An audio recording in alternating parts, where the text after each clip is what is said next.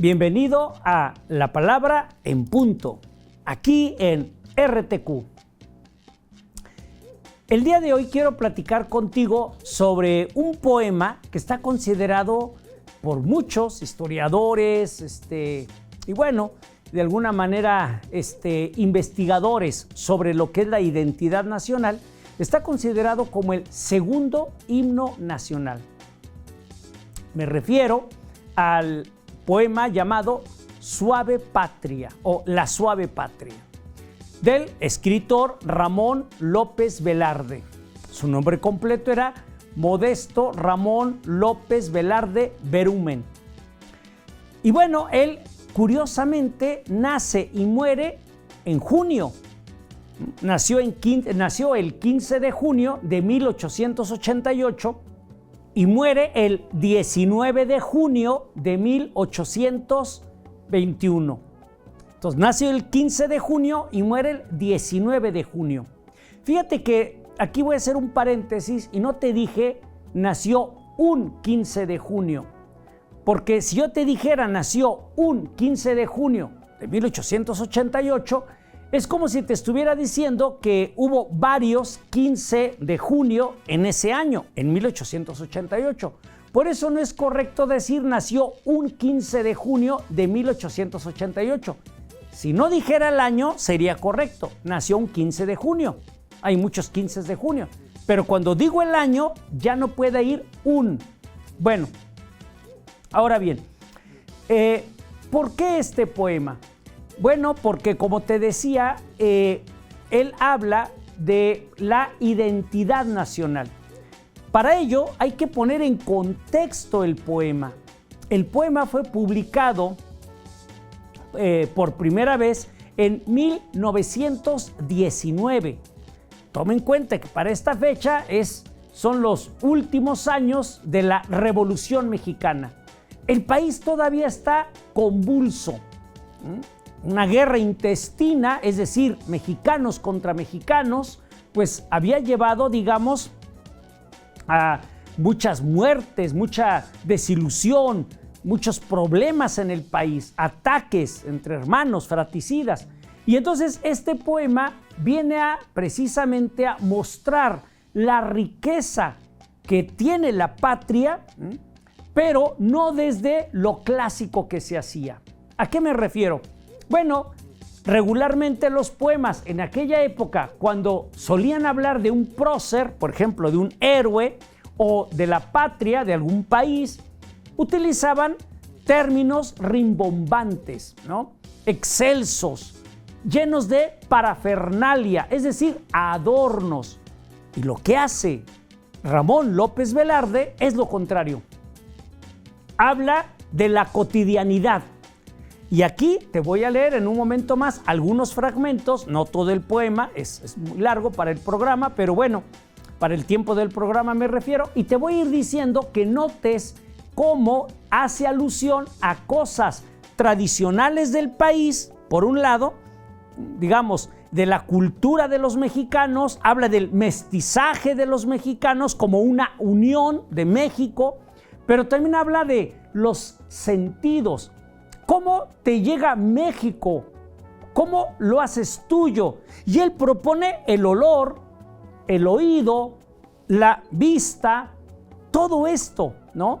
Que aparentemente no es, digamos, no es tan importante porque como lo oímos, lo vemos, lo olemos cotidianamente, no le damos el valor.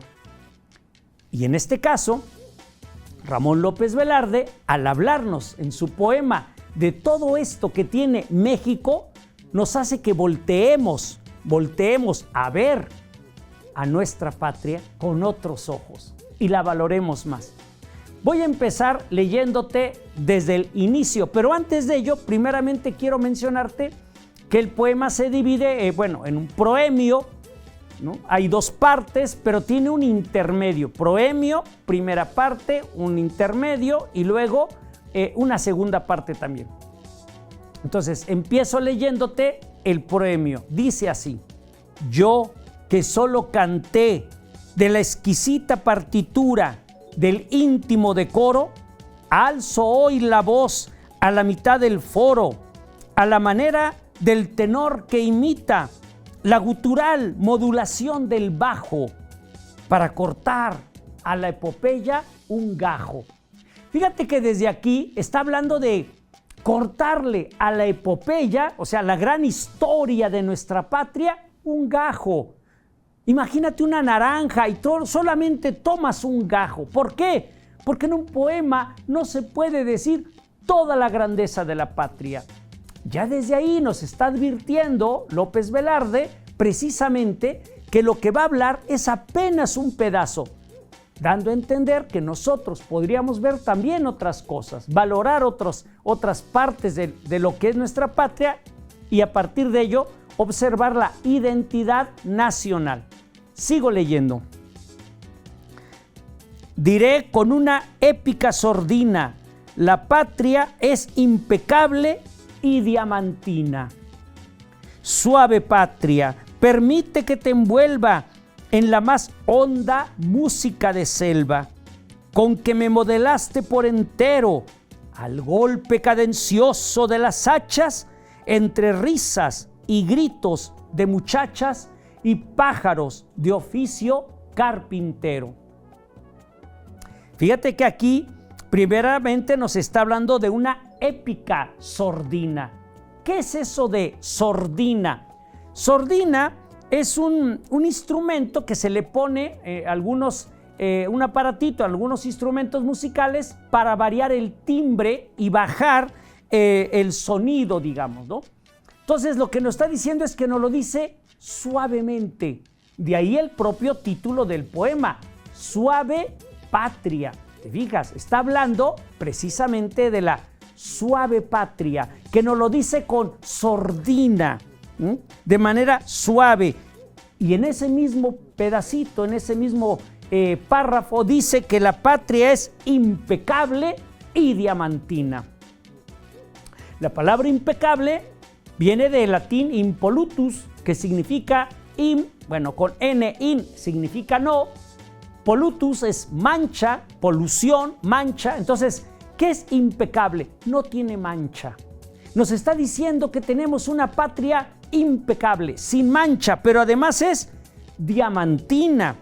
Como tú sabes, la diamantina, pues lo que hace es brillar. Imagínate una patria limpia, pura, impecable, impoluta y además con diamantina, o sea, brilla hacia los demás y obviamente hacia nosotros mismos. Si te fijaste, más adelantito nos habla de la música de la selva. Ahí nos está proponiendo ya que pongamos atención a la música que hay en la selva. Es decir, toma en cuenta que al final, en la parte sureste de nuestro país hay una gran cantidad de territorio que está cubierto por selvas. Y ahí, pues, hay muchas aves canoras. Y todas estas aves son un ruido que hace la selva. Pero también los monos aulladores, los araguatos, los colobos. Bueno, pues todo eso nos está diciendo cómo entra la patria a ti a través del sonido. Y ahí mismo nos dice, entre risas y gritos de muchachas y pájaros de oficio carpintero.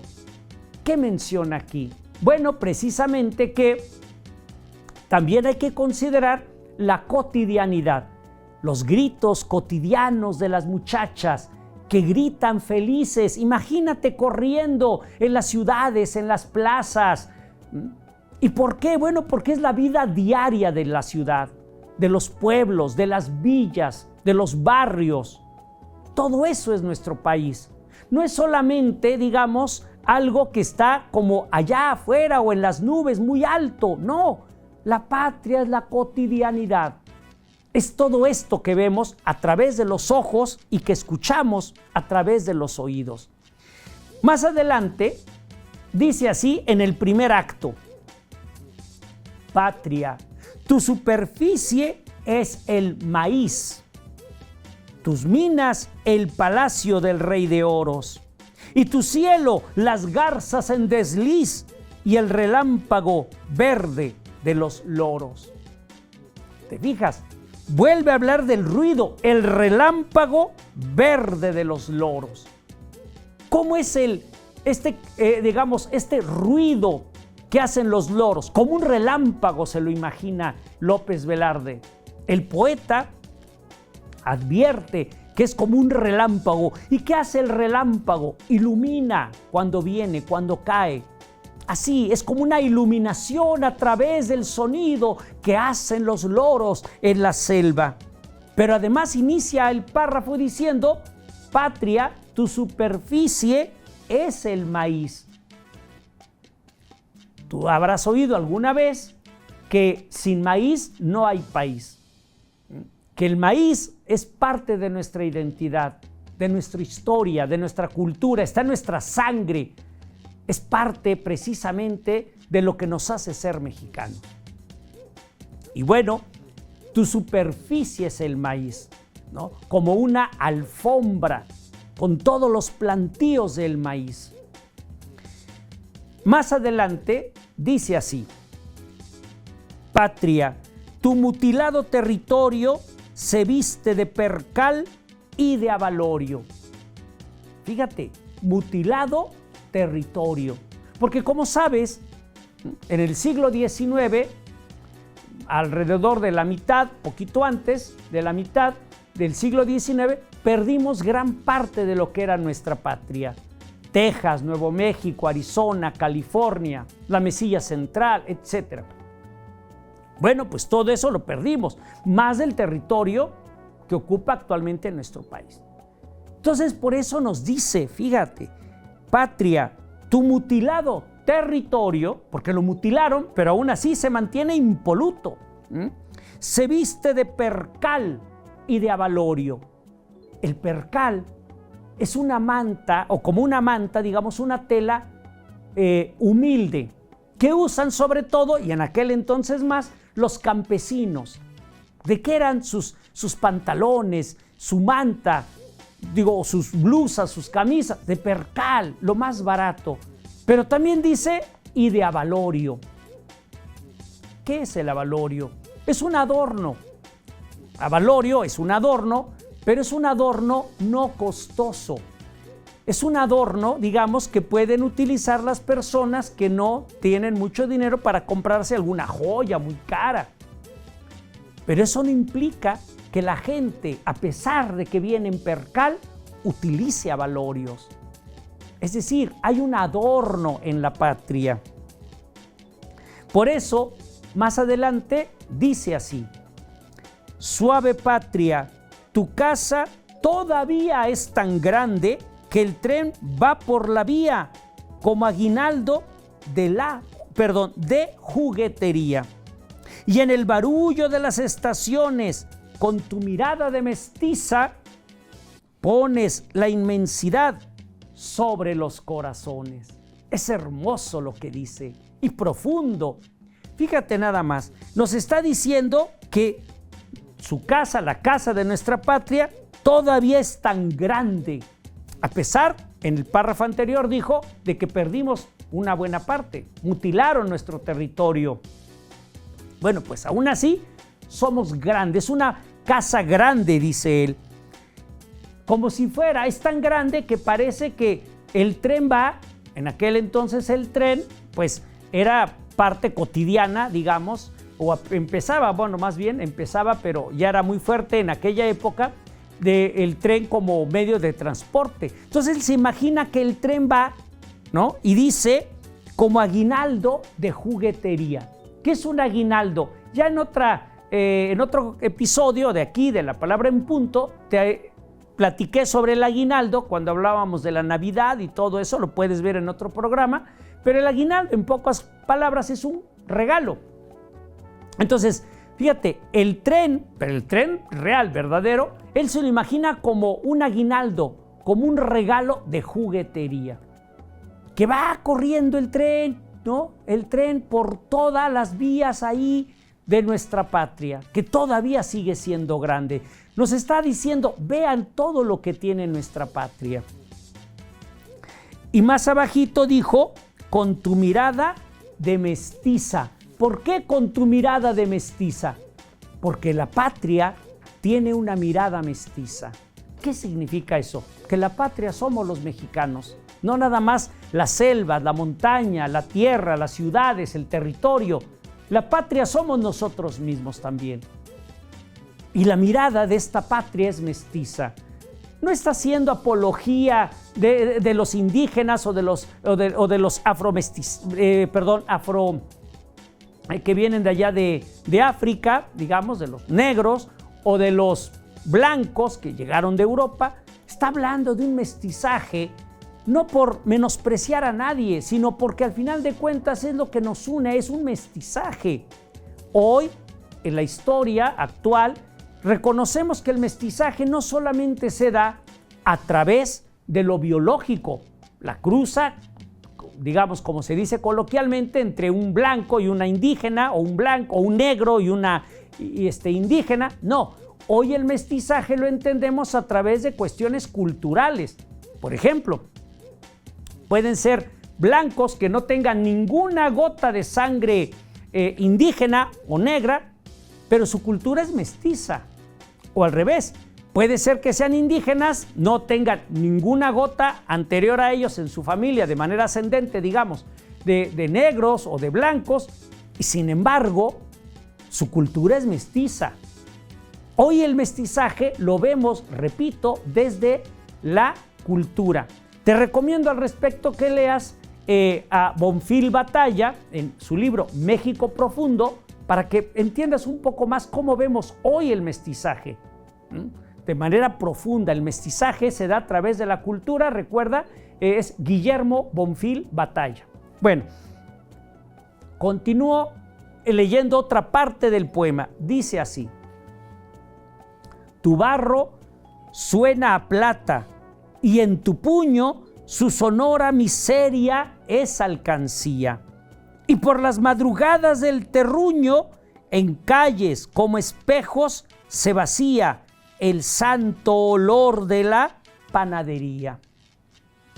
Cuando nacemos, nos regalas notas, después un paraíso de compotas, y luego te regalas toda entera, suave patria, a la cena y pajarera. Hermoso totalmente y profundo.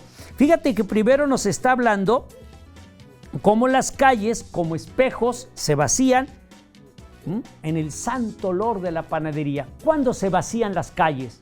En la noche, en la madrugada. Ya no hay gente en las calles, se vacían las calles. Y sin embargo, ¿qué es lo que empieza a estar ahí presente? El olor, dice él, el santo olor de la panadería.